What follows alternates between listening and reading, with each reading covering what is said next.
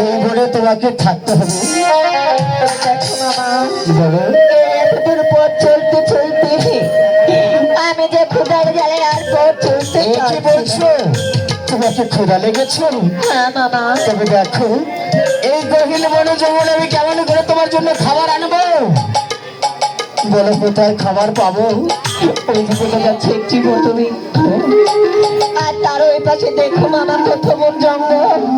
সেই জঙ্গলে যে আমার জন্য কিছু খাবার নিয়ে এসো মামা। ঠিক আছে, তুমি যখন আমাকে মামা বলে ডাকে দিয়েছো, তোমার ভালো বন্ধু দেখার দায়িত্ব আমার। তাই তাই তোমাকে বলছি, তুমি এখানে বসে থাকবে। আমি যাবো সেই বনে, তন্ন তন্ন করে খুঁজে তোমার জন্য খাবার আনবো। একটা কথা, আবার কি কথা মামা? আমি যেমন করে তোমাকে এখানে রেখে যাচ্ছি, ঠিক তেমন করে যেন এখানে তোমাকে এসে দেখতে পাই না। ঠিক আছে মামা। ঠিক আছে, তাহলে আমি এখন আসি। তাই